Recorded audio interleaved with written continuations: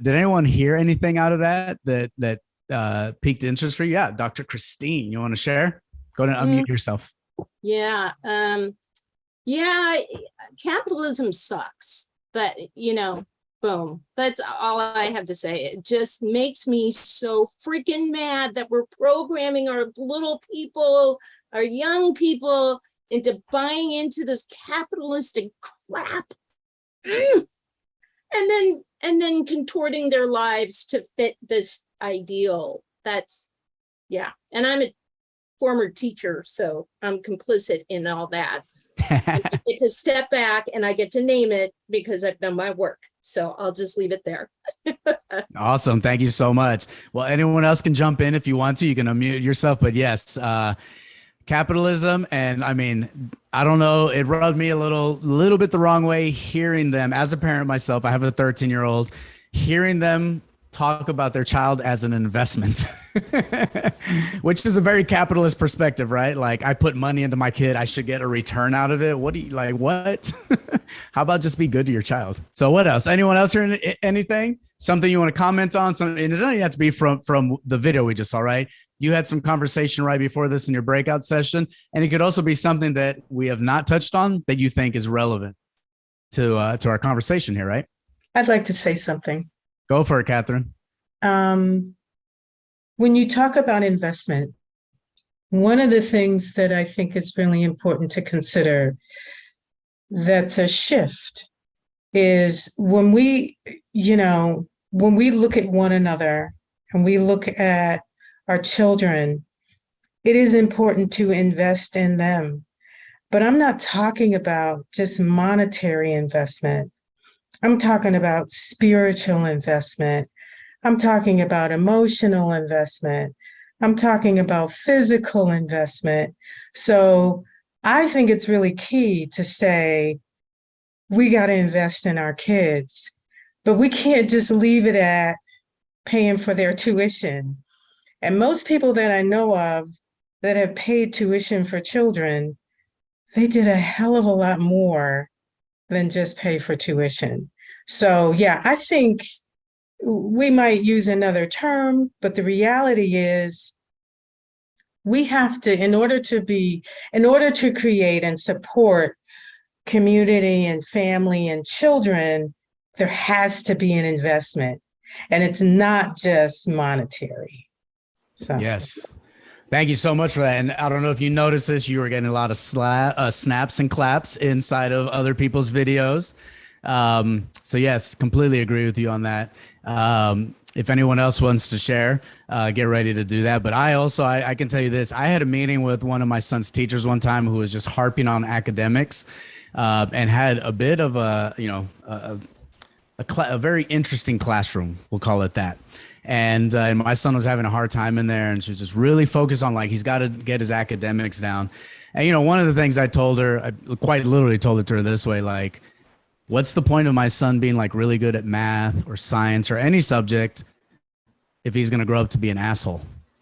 Like, we've got to have kids that grow up to have values and that are good people, because we have plenty of people that make a lot of money in the world, and then they're just destroying our world and they treat other people horribly, right? So, like, what's the use in that, right? That's not helpful to us in this world. Yeah. Let's see. Oh, wait, okay. Thank you. Catherine's clapping. I thought that was a hand up. But Runzai, you want to go again? Yeah, I'm glad Catherine mentioned the word community, because that's what I was going to chime in. I mean, we can't really put aside the downsides of capitalism, but in this capitalistic, right, system that we're in, I think it's pretty reasonable for a parent to think, who is going to take care of me when I'm old? And I think when I try to maybe turn that on its head, it's not so much that I've put in all this money into you and now you have to return this investment, but it's more about how can we take care of the communities that we're a part of. And where I'm trying to shift my thinking is that it doesn't have to be this straight and narrow path to be a doctor, right? There are many ways in which we can take care of our communities, whether that's our parents or our siblings, or for me, it's a huge extended family. There's been a an older generation that has brought my cousins and extended family to the US for college. But that's starting to fall apart a little bit with my generation because we don't have that same community mindset. We've really been sucked into the individualistic mindset, right, of the US, like, well, I got to get mine and I just got to get my degree and I got to, have my job and do my thing. So I'm worried about that breakdown, that we're not maintaining that sense of community and being creative about that. We really have been sucked into, I got to be an accountant, or, I got to be a nurse or a doctor and get this job. So I kind of empathize with the parents who might also be thinking like, I want you to give back, not just to me, but maybe to your younger siblings or your cousins or whatever. I want you to be in a position to be able to do that. And not just monetarily, to Catherine's point. I think we need to expand beyond that. But Yes, for sure. And we heard this inside of the video as well, right? We heard, I think it was Jenny Mai that she said, your parents just want you to be independent, right? Because our society does focus on this, like, you need to go and not have to rely on anyone. Like, why? why do we have to not rely on anyone? Like, what's the point? Like, why have a family then? We should all be supporting each other, and we need to lift each other up. Why should we not lift like, what is wrong with lifting each other up, and supporting when someone's having a tough transition in work or something like that, right? Like, I don't think there should be anything wrong with that. And that's what I try to teach my child. Of course, he's not working yet. He's only 13, but let's see. So what else? Anyone else catch anything in that video or something else that you want to share? Yeah, go for it, Bernadette. You can unmute yourself. So everything is just so great. Thank you for everybody, their comments. Very inspiring, very nourishing, validating. So for me, I think one of the things, I'm an educator, former educator, but I will always be a teacher. Once a teacher, always a teacher. And I think one of the biggest things in my process of self-exploration and growth is how the learning and unlearning of the difference between being dependent, independent, and like collaborative with family. Yeah, right. I know I saw someone just saying, right? So, and I think that's it. And I think there's a place for each of those. And I know that, again, going back to my mother, it was like, everything is, we rely on each other for everything, every single thing. It's us against the world kind of thing, And I get that for many reasons of her own trauma. And somewhere, we're also talking about like intergenerational trauma, right? And how that's in our DNAs as well. And so I think, I'm getting goosebumps on this. We all need to hear that one. And so I feel very strongly that I think when we can really take the time to sit and listen to understand, instead of listening to assume, listening to respond, listening to react, the truth can come out. And it's like, okay, is this the time for me to be collaborative? Is this the time for me to really be independent? I think there's a time for all of that. And I think that if we can shift the language in that regard, I think that will be helpful and supportive for so many of us. So yes. There you go. Yes. Thank you for sharing that. I saw that you had your hand up, Raquel. So we're going to hear from you next, but you brought up something really important. You started saying, oh, like, maybe I don't want to touch that. So yes, if it gets a little heavy tonight, make sure you're taking care of yourself. Have yourself some Kleenex. If we share stories that make us feel, like we're reflecting on things that are hard to hear about, water, make sure you're nourishing your body. And if you need, so a little agua florida to spray to make yourself feel a little better, right? Go for it, Raquel. Oh my God, that was that whole little thing you just did was so good. I teach in communities where we live in community for about 25 days together at a time, right? And these little microcosms they're so powerful, because in that 25 days, we have to become interdependent. And I think it's so important. And I come from a culture where I remember I was going through a really intense breakup, and my aunt is 91 now, but she would be like, oh, Raquelita, we don't need anyone. I'm crying. And I was like, oh, my heart's breaking. And she's like, we don't need anyone. Raquelita, you're fine. And I remember in that moment going like, no, that's not true. Like, I need people. I need other humans to like support me and lift me up. And you know, I remind students of this all the time, that in these communities that we create and we co-create, in yoga we call it kavacha, which a kavacha is a shield, and it's like our own, we have our own shield. But then when we come together, we create a kavacha that is all of us together, and that community is shielded.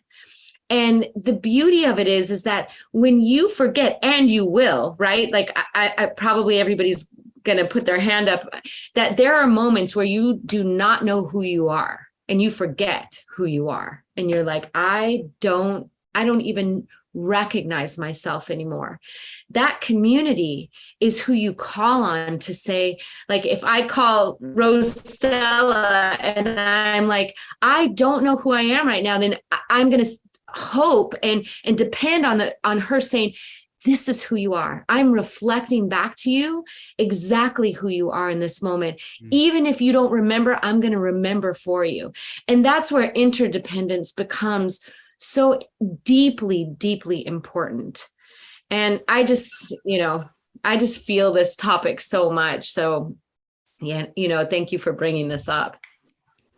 Yes, absolutely. Thank you so much for sharing that. And yes, I saw earlier in the chat, as you all were sharing, right? But I saw earlier in chat about independence, interdependence, right? And then what we heard in the video, and I see your hand up, lady, so we'll get you next. But yeah, like this idea, I think out in the world, there's this idea of independence being an either or. You're either independent and you can do everything on your own because you're like so strong, right? Which is a very patriarchal rooted concept, or you have to rely on other people, which then under patriarchy is telling us, oh, you're feminine because you can't do shit on your own, which is not true, right? We know that better, right? Everyone in here comes from a legacy of people who were communal and did things together, and we came along together, right? And at the same time, in your collective unit, you can be your own self. You can have your own identity. You can have your own success, right? Along with your people. So go for it, lady. You can unmute yourself. What struck me is that if the definition of success is to be a doctor or a lawyer, it's definitely part of the patriarchal, white, capitalist society.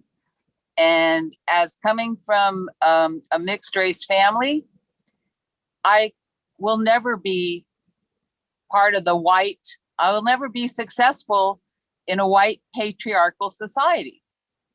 It's just not a possibility. And growing up, women and people of color were certainly not allowed to become doctors or lawyers. So it's a definition of failure as opposed to success. And that's what strikes me. Yes, thank you so much for sharing that. So on point, right?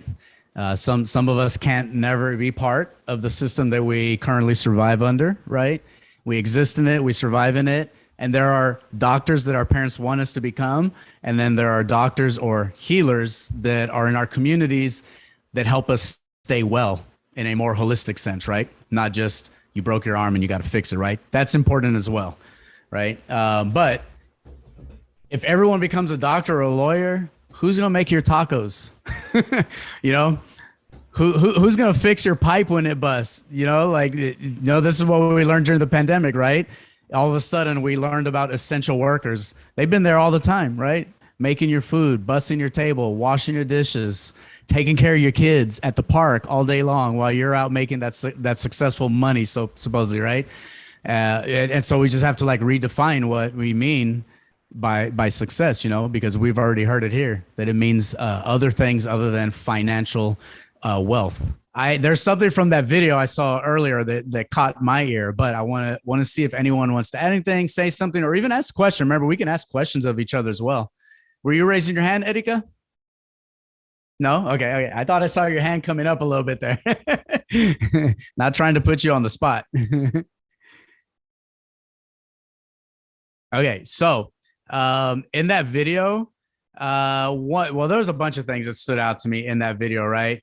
But there was also the part where it was like, do you have a plan or are you just wanting to chill, was the general comment, because for some reason, just chilling or choosing not to wear your body down your entire life just to like spend your last years finally doing stuff you want, it's bullshit. You know, like who gives a shit if I want to chill? Call me lazy, call me whatever you want. I don't want to work my whole damn life away, you know? Also, and I'd like to hear from you all, I watched my mom do that. I watched her work a 9 to 5 and then a part-time job, you know? And part of that meant watching her do that because she wanted success for us meant that I didn't see her that often. So what was the point of it? You know, like we didn't get time together as much as we should have, right? So who else has maybe an experience similar to that? Oh, I see a hand coming up. Is it Danielle? Go for it. You can unmute yourself. Thank you. Yeah, so my name is Daniel. I live in Hawaii now, but I am from the East Coast of upstate New York. And my observation kind of is, if you, not from the video too, but just in general, you come to America and the whole thing is to succeed, is to get out of the house as soon as possible, get your own place, become independent. You know, we mentioned that a couple of times, and that independence means you're on your own. But you need the family to help you out. And moving to Hawaii, it's more family based. So you have grandparents living with their kids who are living with their grandkids. So you have that whole family dynamic. And I think that happens too in a lot of other cultures outside of America. And I think we have that disconnect in America. Like you're not successful because you're living with your parents, but the thing is like, but wait, I'm saving money. I'm able to support them. They're able to support me. And I think we have this major issue in America of seeing us as independent, but we need that family. That's just something I noticed living out here, coming from the States. Yeah, for sure. Right. We live in an era where you're supposed to like not live in a home together or something like that. And your like elders are supposed to, I don't know what, just like rot away by themselves in a room somewhere or something. It's so strange. Right. But it's also like what this generation is growing up around. You know, a lot of kids don't see their elders because they're off somewhere being taken care of, and you just visit them sometimes, you know? And I think that brings us back to capitalism and what it's done to us. Danielle, go ahead. You want to finish your thought? Yeah, just this, the whole thing, you have to pay for childcare when you're a parent, and then you never see your kid, and then you're paying for the nursing homes for your parents, so you never see them either. But so you don't see your family, but that's who you call your family. Yeah, absolutely. Raquel, I see, Renu, I see your hand up. My screen's shifting around here. Do you want to, so we're going to get ready to go in breakout session. So if you want to share out really quickly, and then we're going to get ready to send you off into your groups again. Okay. So yeah, go for it. I have a lot of thoughts, but I'll condense it into one. I think there's a generational shift, which was the second question in the last breakout. You know, the idea that you got a degree and all of a sudden you get a great paying job, or understanding that you work really hard. Your parents worked really hard in jobs that they didn't really care for, so that their kids could have what they didn't have. And as I get older and I have family members that are, you know, young adults that are, you know, you work hard to make sure they have what they need. You want them to be successful. I had an aha moment as an adult with, you know, interacting with younger adults and seeing how you want them to succeed, and understanding that there's a generational shift of what success looks like.